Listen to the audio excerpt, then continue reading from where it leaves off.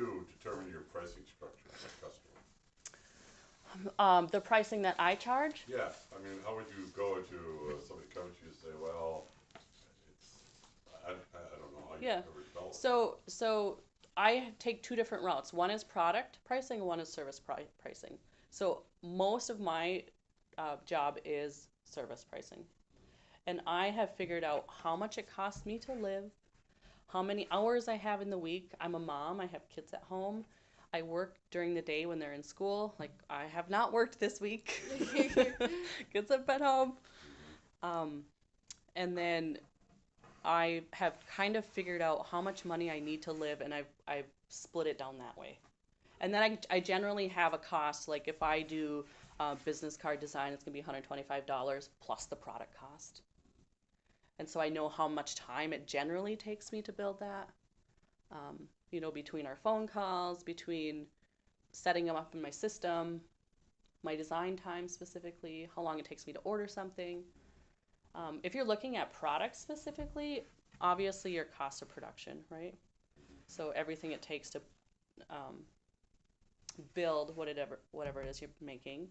And then I would put in there how much advertising I have to do in the first year and split that up by how many I think I'm going to sell. I would add in there how much time it takes me to manage my business. It sometimes can be 50% of your time when you're starting out. But yeah, figuring out how much time you have to work, how much you can sell in that time. And then if you're in a competitive market, you kind of have to look at your competition.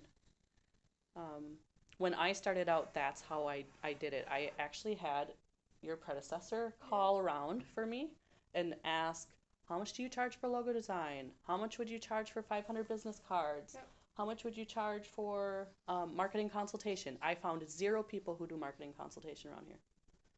So looking at what your competition is and being able to wedge your way in there somewhere. And after you've been doing it for a while, you know that either I'm losing 50% of my people who call because my price is too high, or everyone who calls me buys, and maybe I need to raise my price a little bit.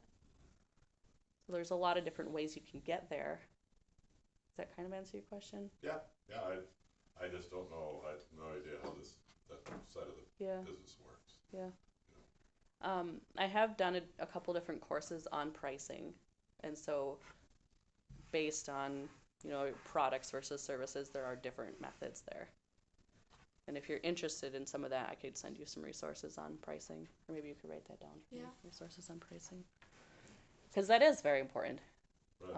Like we mentioned last week, if you are selling at a loss, you're really not going to be doing it for very long. Yeah. And that's what I'm trying to put all these costs associated with this process, which one thing leads to another, right. that leads to another, that leads to another. And you go, oh, didn't think about that. Mm-hmm. And I think one thing that people don't value very much is their time, especially when you're starting out. So at some point you have to add your time in as a cost. Right. When you're starting, it might not be so important because you have more time than other resources, but you eventually do have to be making up for that time.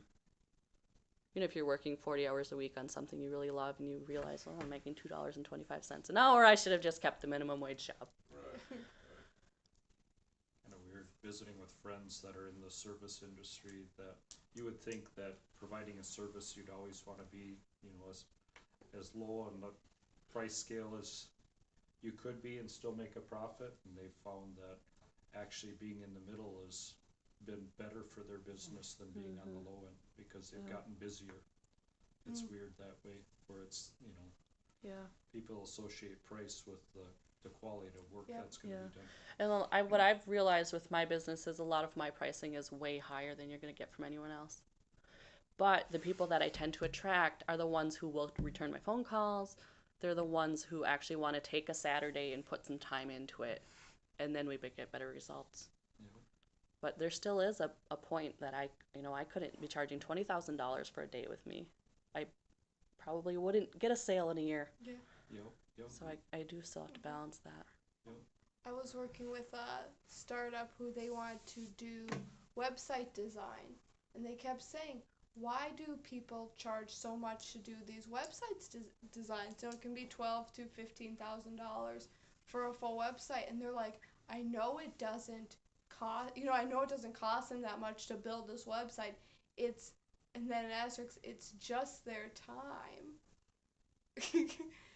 Like it's just like, the internet doesn't cost anything to code, it's just their time. So they decided, and they were friends of mine, so I can rip on them. They decided that they were gonna go out and like just lowball everyone. Every RFP that was out there for a local website design, they were gonna send it in just as ridiculously low because they're like, oh, we can do that. It took them 6 months before anyone accepted them because people looked at their low price and laughed. And they're like, these people must be garbage because they're nowhere near what everyone else, like they thought they'd be flooded with business because they're so cheap. And they're like, you are so cheap that people assume that your cheap price means that you are actually cheap. And then when they got a few clients, they realized that for their, it's just an amount of time. They realized the amount of time it took, and then that time was taken away from other activities or their real, their full-time jobs, and they were like, oh. Yeah, and the time worth working with clients is the Yeah. time that people don't value enough. Yeah. Because the time it takes me to build something is not very long. I've gotten really good at it. But I need to make sure that when I build it right the first time. And so it's going to take me twice as long to get that information from my clients. And so that time has to be valued in there as well. So that's especially if you're doing a custom product or for you custom service, that there is a lot of time back and forth with your customers. Or your time just standing there at the, at the wedding or whatever thing it is, yeah, you are just, queuing up music, making sure the lights work, but you're there the whole time. That's time you could be doing other things, and, you need to make the most value out of that. Time isn't just free or valueless. It's worth something. Right.